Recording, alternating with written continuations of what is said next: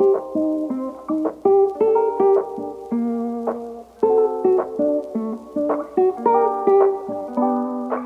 are listening to the PFAS Research and Remediation podcast series, produced and created by Arcadis, with funding from the Environmental Security Technology Certification Program, ESTCP, grant number ER23-7692, through the United States Department of Defense. All opinions, interpretations, and conclusions expressed belong to the hosts and guests and do not represent views or policies of the Department of Defense, Arcadis, or guest affiliations. In this first season, we're focused on PFAS and interview a broad panel of experts who have each contributed to the growing knowledge base around remediating this emerging chemical of concern. Today, we'll be speaking with Dr. Andrea Leeson. Andrea has been with SERDP-ESTCP for more than 20 years and is currently the Program Deputy Director. Our conversation today focuses on the growth of SERDP-ESTCP's interest in PFAS, a family of compounds that now holds a majority of the identified research areas of need for the program. We discuss some of that evolution, including the progress that's been made, as well as where Andrea sees the program heading from here. I'm Dr. Craig Devine, a technical expert with Arcadis, and I'll be your host today. Well, Andrea, thank you so much for providing your time to do this podcast and to highlight the work that SERDP and ESTCP have done on PFAS. And really, before we get started on that, can you give a brief summary of your general background and your specific role at SERDP and ESTCP? Sure. I came to SERDP and ESTCP, it's been a little over 20 years now, and I was working on bioremediation of different chemicals of concern. Before that, I was a researcher, and so then I came into the program, and since I've been here, I have been the environmental restoration manager for SERDP and ESTCP, and within the last few years, I've also become the deputy director for the entire program. So under environmental restoration, maybe I talk about that a little bit more too. Right. Environmental restoration really is pretty broad, that we deal with certainly the tracking the movement as well as the treatment of chemicals of concern. But we've also dabbled in mitigation, particularly for those chemicals of concern that we're going to have to keep using. And that's like the munitions constituents, which is not what we're going to talk about today, but there are some chemicals of concern that we'll need to keep using, such as on our ranges. So we also deal with technologies where we can address and prevent migration of chemicals of concern. Yeah, and we first started on PFAS. You know, we had a long history of looking at different chemicals of concern and treating them in groundwater, and had been very successful with other chemicals. So we released a statement of need. Let's do in situ treatment of PFAS. And so we did that, and looking back, we were a little naive that we thought we know how to treat chemicals of concern in groundwater. Yeah. It's a lot more complicated. Andrew, as I look at the statements of need now, it's impressive how many of them relate to PFAS. In fact, really the majority of them now for SERDP and ESTCP relate to them. So clearly the priorities changed dramatically. And I'm curious, how do you see the priority of this constituent versus other potential constituents of concern? And how do PFAS specifically differ from other chemicals of concern we've dealt with? I think a big part of it is just that the class of PFAS, it encompasses so many different sorts of chemicals. When we were working with chlorinated solvents, in comparison, you're really talking about just a handful of chemicals that you have to be worried about when you're designing your treatment systems. It's a lot narrower problem than we've dealt with PFAS. Yeah, right. So the one treatment system that you're developing may be great for certain PFAS and not for others. So that's really complicated it. It's helped, I think, over the years. We had a lot of work already in understanding groundwater transport of chemicals of concern. So we had that, a very strong base knowledge. And that's been great because we've been able to build on basic understanding of movement and fate and transport of chemicals of concern in the environment, but it's still a lot more complicated issue. Yeah, I mean, it's great. We've got these building blocks that we can start from, and we don't have to sort of repeat some of the early mistakes. Yes. Well, it's interesting you say that because as I said before, our first statement of need was to start funding in 2011, and we just said, let's look at in situ treatment. And we quickly realized it just wasn't that simple. Mm-hmm. And so we kind of circled back to look at more fundamental issues about understanding the fate and transport of the chemicals from source zones, and not even, not just fate and transport. Which chemicals are we even finding at these sites, so that we understand which ones are of concern to us? And then, we started getting into the whole ecotoxicity of the chemicals and understanding which ones we needed to be concerned about and which species were of concern for the ecotoxicity. So we really cycled back to trying to get some of the more fundamental issues understood. And then we were cycling back to look at more the fundamental issues of some treatment technologies. And kind of going back to these other chemicals of concern we dealt with over the years, such as the chlorinated solvents. Our preference had always been for in situ treatment, whether that was a biological based or a thermal based. We really wanted to do in situ treatment. It was generally more cost effective. That's not looking like we can rely on it, though, for PFAS. And so we've put a lot of effort into also developing the ex situ technologies so that we can have the wellhead treatments systems when we need them, and we're going to need them. Yeah, for sure. Yeah, and I would think also within DoD, there's a distinct priority around maintaining mission readiness and not impacting the operations on active installations. And so technologies and solutions that are compatible with, existing footprint and land use activities at installations, I imagine that's also sort of a consideration. It's a consideration because certainly on our installations, we have wellhead treatment systems. It varies based on installation, whether waters go to municipal or treated on base. And the thing I've always liked about our program too is that the technologies we develop are more broadly applicable. This is not just a DoD issue. Right. Water treatment facilities around the country, around the world, are dealing with the issue of PFAS in their waters. So the technologies we develop are going to be widely applicable. We've really tried to look at the life cycle of PFAS. And when I give a presentation, I often start with a schematic that, so we're trying to understand PFAS at the source, into the soils, the groundwater, when it comes above ground, and after when you apply particularly the ex situ treatments, you have the ancillary waste streams, the spent sorbents. What do we do about that? Right. So, we're really trying to understand the whole life cycle of PFAS in the environment. Yeah, it's really impressive. I mean, with all that activity over a decade now, are there some key findings or outcomes that you think are pivotal or that come to mind as sort of particularly important or bright?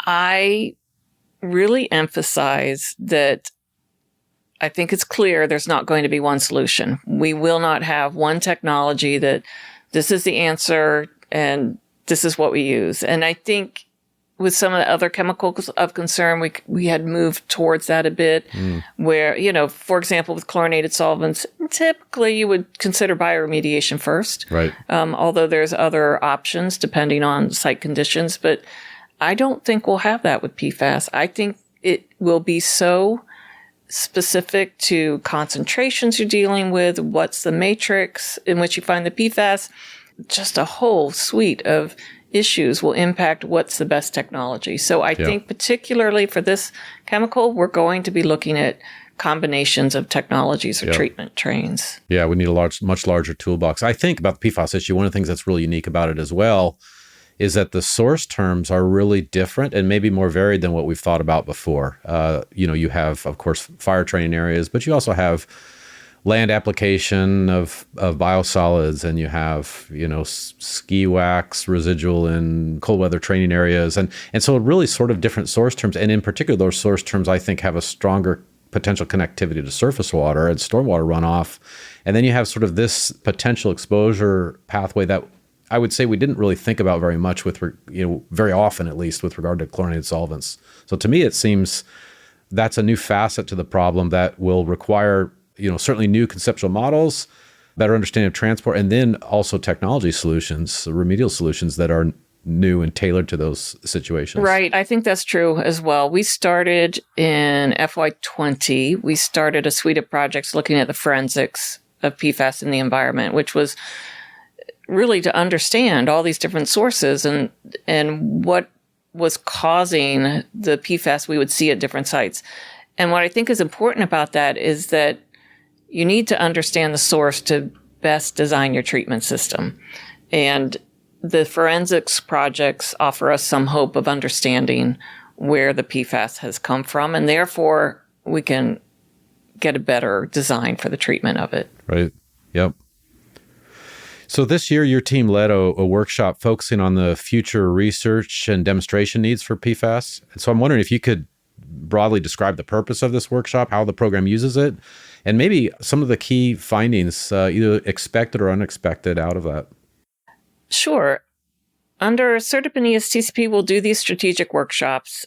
I'd like to do them once a year. As with everything, COVID hit us, and so we couldn't have it for a few years. We were really overdue to do a strategic workshop on PFAS.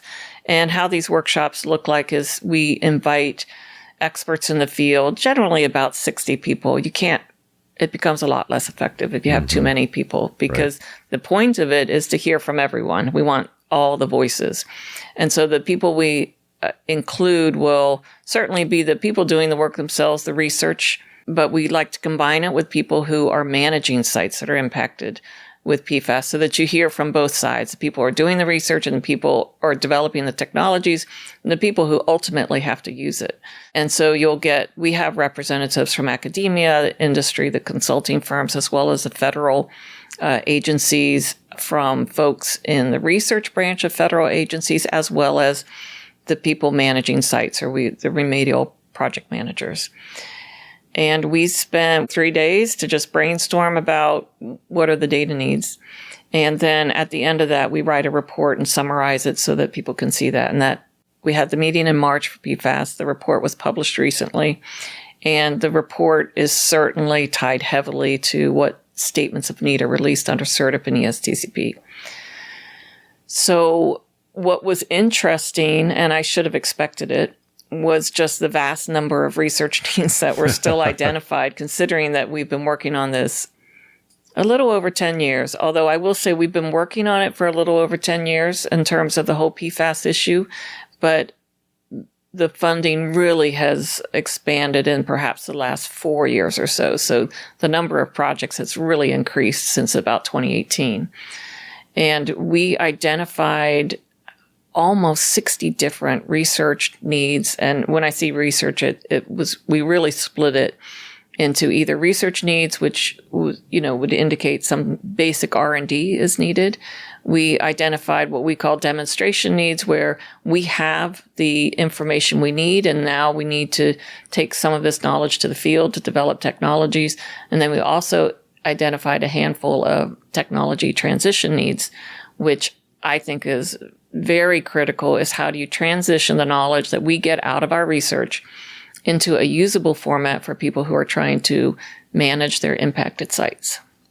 So we're still, we had very few tech transfer needs that were identified, and the majority is still research needs. There were still a lot of research needs identified. We had people divided into 5 different topic areas. One was on fate and transport, and of course, understanding the fate and transport is the bedrock to developing the best treatment designs. Sure. And by far, the most research needs were still identified under fate and transport. Wow. So that's something we're pursuing.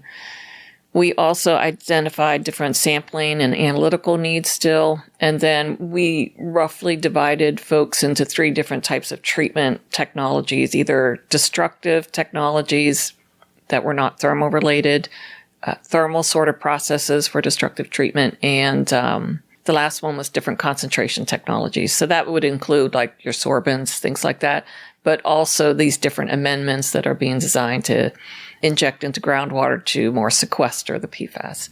So the scope of the types of research needs identified was pretty interesting. And I found surprising how much research we still are looking to invest in. Yeah. Yeah. It's impressive. Especially even needs around analytical capabilities. You sort of think that as a starting point. But, there's some really important challenges with regard to the constituents and the levels, and then also the matrices we're interested in. That's right. And you're probably aware, we spent the last couple of years, we've worked closely with the EPA developing a new analytical methodology. It's EPA Draft Method 1633 that was to expand the methods we had before. The standard method that the EPA had developed was for PFAS in drinking water. And of course, we're worried about it in groundwater, surface water, all these different types of matrices. So that method has extended the analytical methods into these other matrices, but there's still a lot more to do. And particularly what I would like to see also is some of the rapid sensing in the field, some field measurements, because it can take a while when you have to ship your samples off, and it's, a more complicated methodology. So it could take a while to get the results. So having something in the field will really be helpful. Yeah, making sort of field decisions exactly. and adaptive characterization. Yes. Right? Yeah, that's great. By the way, I have to tell you, Paul Hatzinger noted that we didn't have a PFAS issue until we could detect it. So he blamed the analytical chemists, or maybe he thanked them. I'm not sure. So how do you look at tech transfer from a goals, assessment, performance metrics? What does successful tech transfer look like, particularly in the context of PFAS and maybe in the context of the next 3 years? What do you think needs to happen? Even though I know you mentioned that in the workshop, that wasn't called out as much maybe as was expected, but it still seems to me, that's still a really important priority, even in those early stages, so that we're rapidly taking advantage of things that we learn. What do you think successful tech transfer looks like now?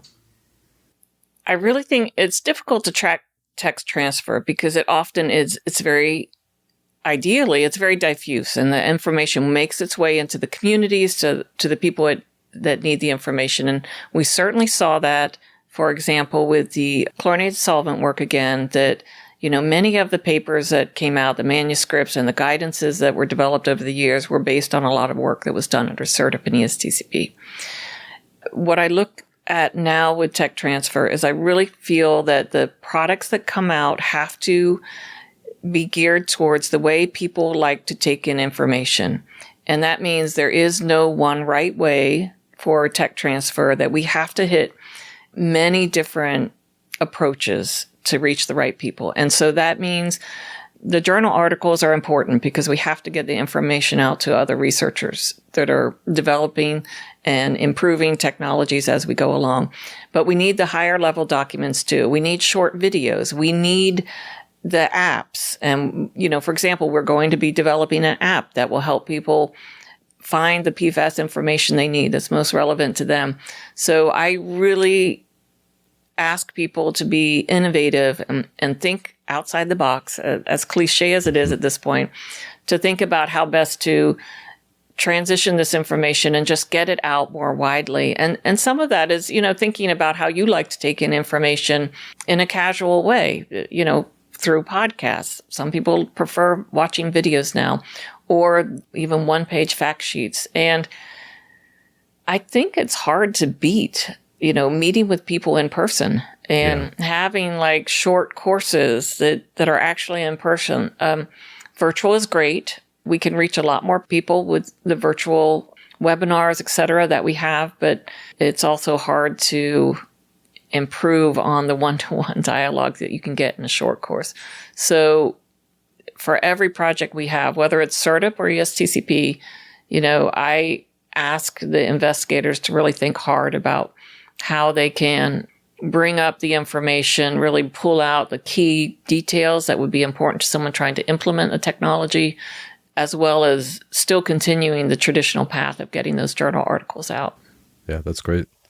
So if we were to do this podcast again in 3 years and talk about accomplishments through the program specifically related to PFAS, what would some of the success stories look like? What would you hope to see?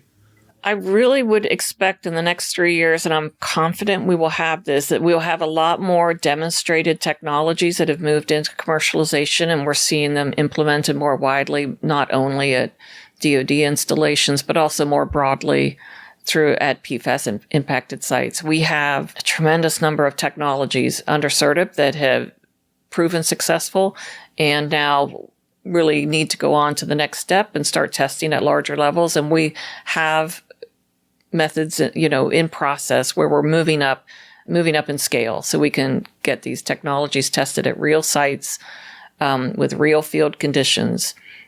And I think in 3 years, we'll have a lot more like that. And we will have, the technology user manuals available for a lot of technologies. I think that's coming up quickly. Yeah, I really resonate with sort of that user guidance, sort of standard practice or best practice. Yes.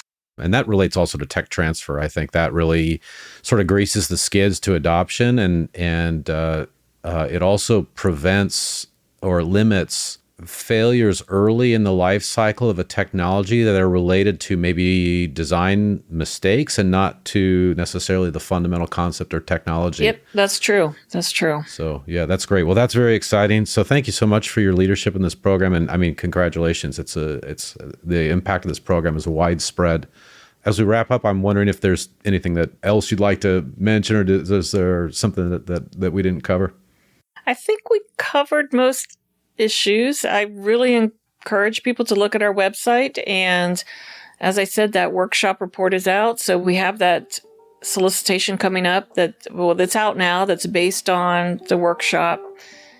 And we will have our ESTCP solicitation coming out in early January. And if you go on our website, we always have information about the solicitations available. We give other webinars that are just on the solicitation. So there's a lot of information out there. We try to be very open about everything we do. Every project we fund has a web page on our site. So the information's there. That's great. Well, thank you so much for your time. Okay. Thank you, Craig. Thank you so much for listening.